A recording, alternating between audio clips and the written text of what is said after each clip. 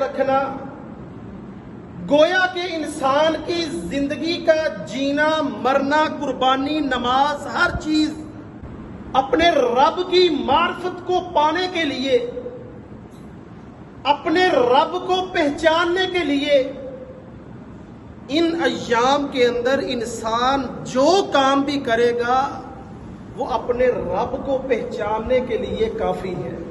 قل ان صلاتی و نسکی و محیای و مماتی للہ رب العالمین۔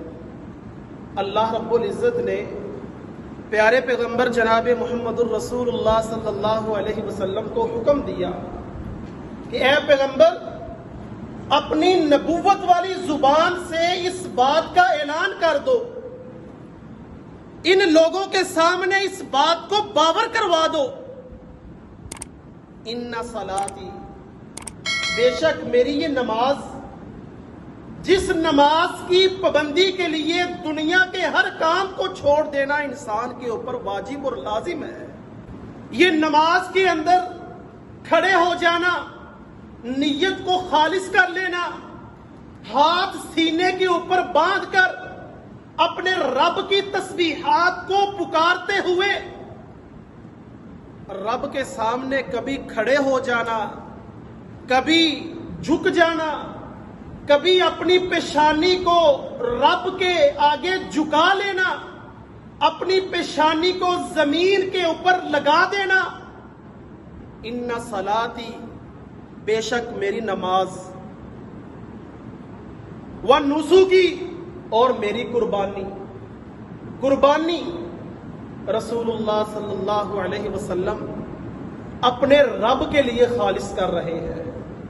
اے اللہ، یہ دنیا کے اندر جس انداز کے ساتھ بھی میں اپنی قربانی کو پیش کر رہا ہوں، وہ جانور کے گلے کے اوپر چھری چلانا ہو، وہ اپنی خواہشات کی قربانی ہو، وہ اپنے وقت کی قربانی، اپنے بیوی بچوں کی قربانی، اسلام کے لیے، اپنے رب کے دین کی سر بلندی کے لیے، اپنے مال کو اللہ کے راستے کے اندر خرچ کرنے کی قربانی، اپنی جوانی کو رب کے راستے کے اوپر کٹ بھرنے کی قربانی، یہ سب کچھ صرف جانور کے گلے کے اوپر چھری چلانے کا نام قربانی نہیں، اپنی خواہشات کے اوپر چھری کو چلا دینا نہیں۔ میرے رب نے جو مجھے حکم دیا ہے میں اپنے رب کی پاسداری کروں گا، میری خواہشات اس کو میں زمین کے اندر ملیا میٹ کرتا ہوں، میں اپنے رب کے کلمے کو بلند کرتا ہوں،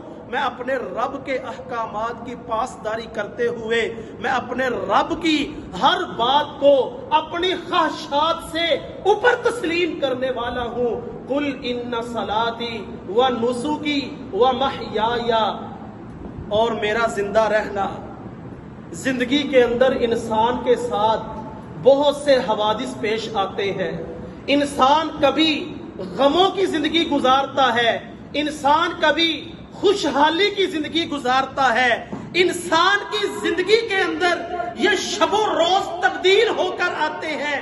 تلک الایام نداولها بین الناس، اللہ رب العزت بیان فرماتے ہیں یہ دنیا کی زندگی کے جو ایام ہیں ہم ان کو بدل بدل کر انسان کے اوپر پیش کرتے ہیں۔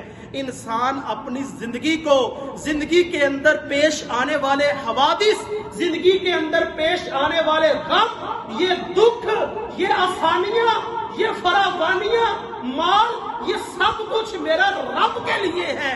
یہ ہے ان صلاتی و نسکی و محیای و مماتی۔ آخر کے اندر انسان نے دنیا کی زندگی کو گزار لیا، دنیا کی رنگینیوں کو دیکھ لیا، دنیا کے اندر اپنی خواہشات کو پورا کرنے کے لیے شب و روز لگا دیے، اپنے تن من کی قربانی دے دی، اپنے بیوی بچوں کو پیچھے چھوڑ دیا اپنی خواہشات کی تکمیل کے لیے۔ آخر تو یہ کس لیے کر رہا ہے؟ یہ دنیا کی زندگی یہ کبھی دکھوں کے اندر بدل جاتی ہے، کبھی آسانیوں کے اندر بدل جاتی ہے، کبھی خوشیاں آ جاتی ہیں۔ یہ سارے ایام، یہ سارے دن اللہ رب العزت کے ہیں. اللہ چاہے تو تیری ساری زندگیوں کو خوشیوں کے ساتھ بھر دے. لیکن یہ حضرت انسان ہے نا، جب اس کو فراوانی ملتی ہے، جب مال کی رہل سہل ہوتی ہے، مال وافر مقدار کے اندر اس کے پاس ہوتا ہے، پھر اس کی سوچ بھی بدل جاتی ہے، پھر اس کی زندگی کے شب و روز بھی بدلتے ہیں، پھر اس کا ہر طریقہ کار بدل جاتا ہے. اللہ رب العزت اگر چاہتے تو انسان کی زندگی خوشیوں کے ساتھ مالا مال کر دیتے، لیکن اللہ رب العزت نے دکھوں کو بھی نازل کیا ہے، پریشانیوں کو بھی نازل کیا ہے. اس رب نے تیرے لیے آسانیاں بھی رکھی ہیں، تجھے خوشیاں بھی دی ہیں، تجھے غم بھی دیے ہیں. اس کے پیچھے بھی ایک حکمت ہے کہ انسان اللہ کا شکر گزار بندہ بن جائے. اگر انسان کو دکھ نہ پہنچے، اگر انسان کو بیماری نہ آئے، اگر انسان کسی مصیبت پریشانی کے اندر مبتلا نہ ہو، تو انسان اپنے رب کو بھی نہیں پکارتا. یہ انسان بڑا ناشکرا ہے. وَكَانَ الْإِنسَانُ كَفُورًا، یہ انسان ناشکرا ہے. انسان اپنے رب کا شکر ادا نہیں کرتا.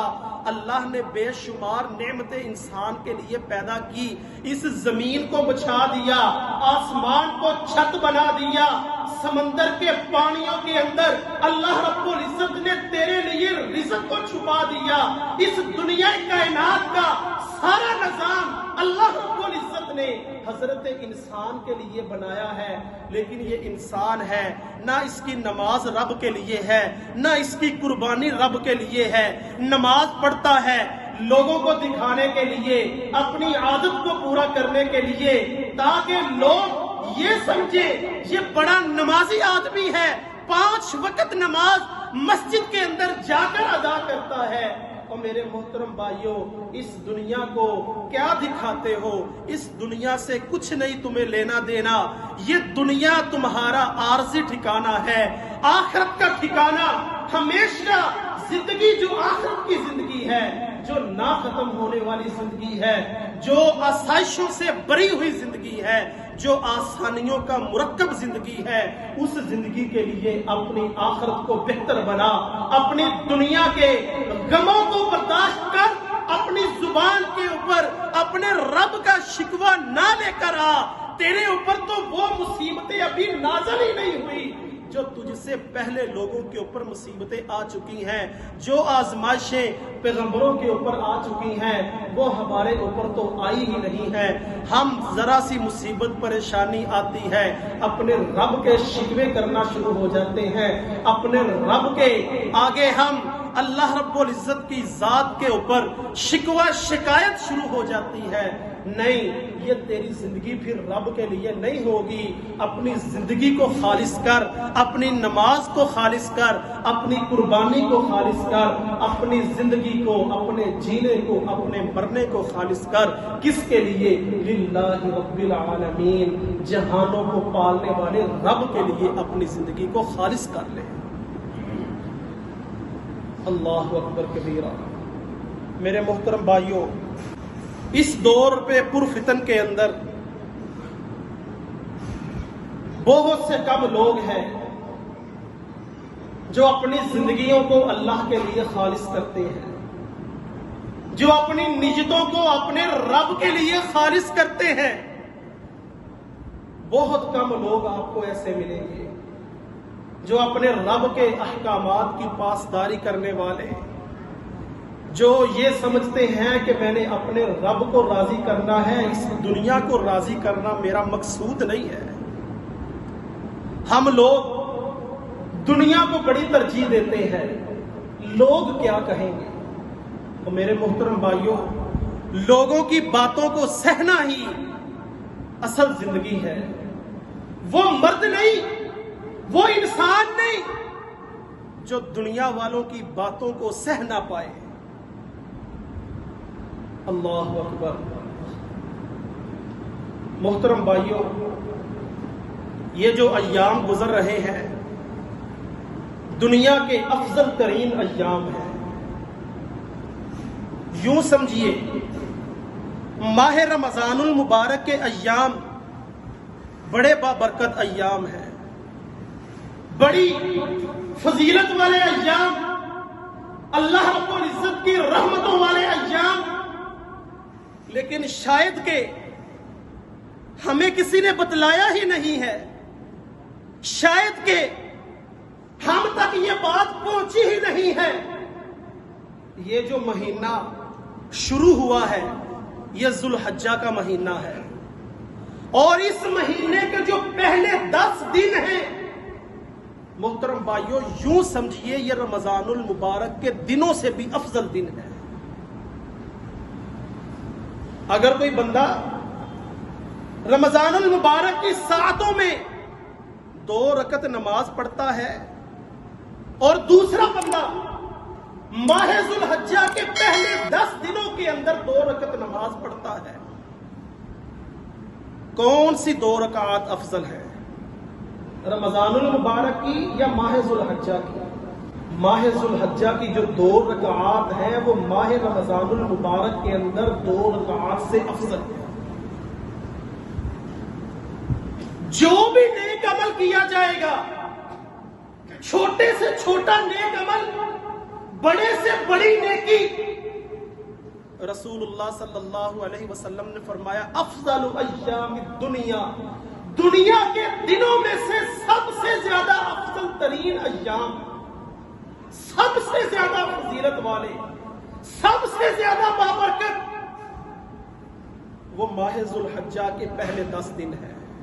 نیک اعمال کیجئے،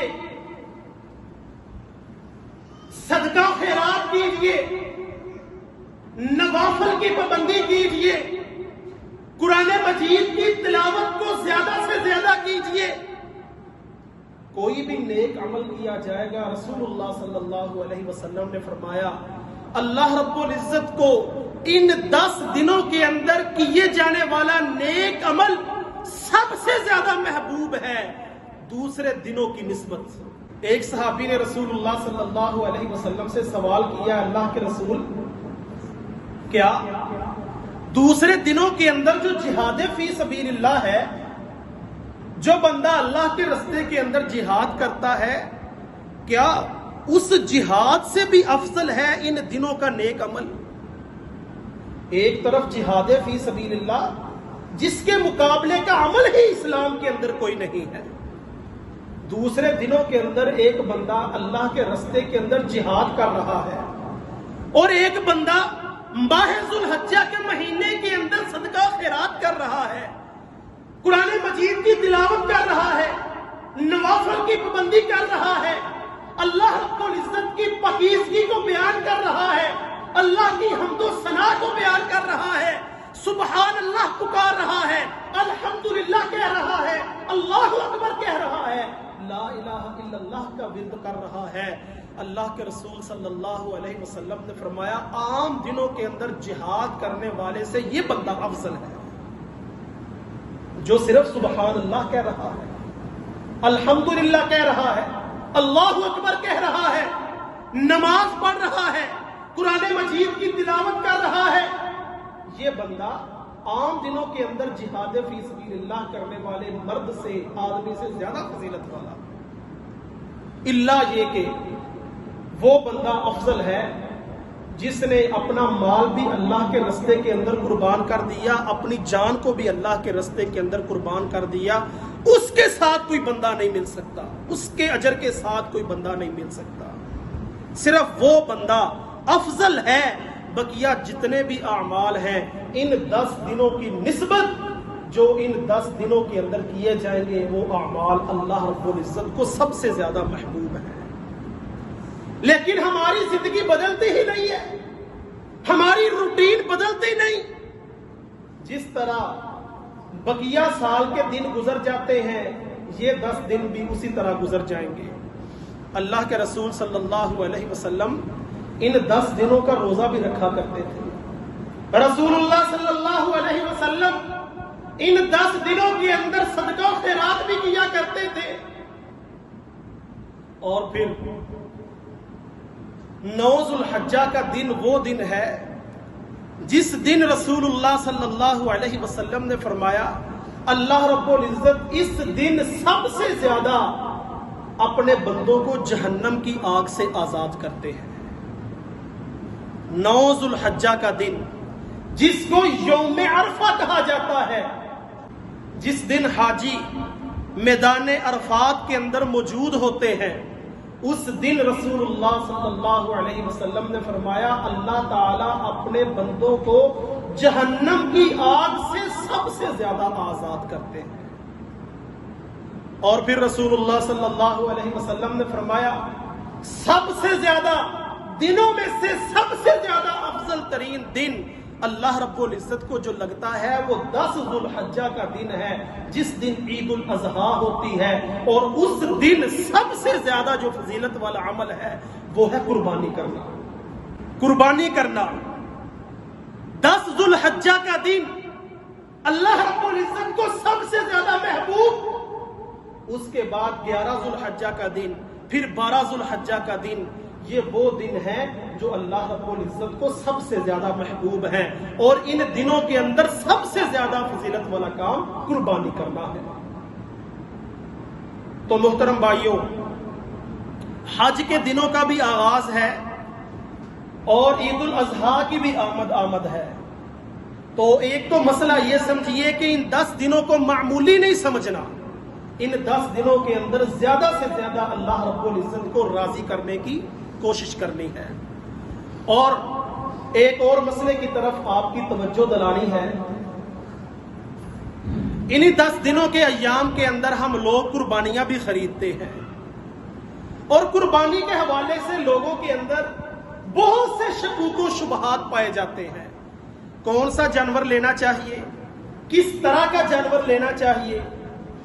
تو محترم بھائیوں، رسول اللہ صلی اللہ علیہ وسلم نے کچھ قواعد و ضوابط بتلائے ہیں، کچھ قیدیں رسول اللہ صلی اللہ علیہ وسلم نے قربانی کے حوالے سے بھی لگائی ہیں۔ نبی اکرم صلی اللہ علیہ وسلم نے فرمایا لا تذبحوا الا مسنّا، کوئی جانور ذبح نہ کیا جائے مگر 2 دانتا جانور،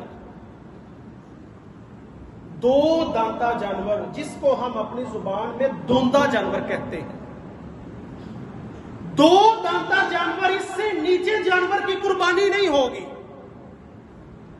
وہ بھیڑ ہو، بکری ہو، گائے ہو، اونٹ ہو، بیل ہو، کسی بھی نسل کا جانور ہے، 2 دانتا ہونا ضروری ہے۔ رسول اللہ صلی اللہ علیہ وسلم کا فرمان موجود ہے۔ اس کے علاوہ جتنی باتیں بنی ہوئی ہیں، جی گھر کے اندر پالا ہوا 1 سال کا جانور، جو بھیڑ کا بچہ ہو وہ سال کا ہو نہ بھی اس کو دوندا ہو وہ لگ جائے گا، 6 ماہ کا بھی لگ جائے گا، کوئی کہتا ہے سال کا لگ جائے گا، کوئی کہتا ہے 1.25 سال کا لگ جائے گا، یہ ساری من گڑت باتیں ہیں۔ رسول اللہ صلی اللہ علیہ وسلم نے بتلا دیا ہے کہ کوئی جانور ذبح نہ کیا جائے مگر 2 دانتا جانور۔ اور پھر جانور خریدتے وقت 4 چیزوں کا لحاظ ضروری ہے۔ ایسا جانور جو کانا ہو، جس کا کانا پن واضح ہو، رسول اللہ صلی اللہ علیہ وسلم نے اس جانور کی قربانی سے بھی منع کیا ہے۔ اور دوسرا وہ جانور جس کا لنگڑا پن واضح ہو، جو لنگڑا جانور ہے، واضح ہو رہا ہے کہ یہ جانور لنگڑا ہے، رسول اللہ صلی اللہ علیہ وسلم نے اس جانور کی قربانی سے بھی منع کیا ہے۔ اور تیسرے نمبر پر ایسا کمزور اور لاغر جانور جس کی ہڈیوں کے اندر گودا ختم ہو چکا ہے، اس جانور کی قربانی بھی رسول اللہ صلی اللہ علیہ وسلم نے منع کیا ہے۔ یہ وہ عیب ہے جو جانور کے اندر اگر واضح ہو رہے ہیں تو آپ اس جانور کو نہ خریدیں، اس کی قربانی نہیں ہوگی۔ اس کے علاوہ اگر کوئی چھوٹا موٹا عیب اس کے اندر موجود ہے، آپ کا دل مطمئن ہوتا ہے تو اس جانور کی آپ قربانی کر لیں، اگر آپ کا دل مطمئن نہیں ہوتا تو آپ اس جانور کی قربانی نہ کریں۔ ان 4 عیبوں کو آپ نے دیکھنا ہے، سینگ نہ ٹوٹا ہو، کان نہ کٹا ہو، اس کا کانا پن واضح نہ ہو، لنگڑا پن واضح نہ ہو، کمزور اور لاغر جانور نہ ہو، یہ عیب اس جانور کے اندر نہ ہو، رسول اللہ صلی اللہ علیہ وسلم نے اس جانور کی قربانی کرنے کا حکم دیا ہے۔ تو محترم بھائیوں، یہ تھے قربانی کے حوالے سے کچھ احکام، تو آپ ان احکام کو مد نظر رکھتے ہوئے قربانی کے جانور کو خریدیں. ایسا نہ ہو کہ آپ قربانی کا جانور خریدیں، آپ کا دل و دماغ مطمئن بھی نہ ہو، وہ جانور دو دانتا بھی نہ ہو، پیسے بھی لگائے جائیں، وقت بھی لگایا جائے قربانی خریدنے کے لیے اور فائدہ بھی نہ ہو، قبول بھی نہ ہو. تو اس لیے ان چیزوں کا لحاظ کرتے ہوئے اپنے قربانی کے جانور کو خریدیے. اللہ رب العزت سے دعا ہے کہ اللہ رب العزت ہمیں ان باتوں کے اوپر عمل کرنے کی توفیق عطا فرمائے. وقول قولی ھذا استغفر اللہ لی ولکم ولسائر المسلمین استغفروہ انہ هو الغفور الرحیم.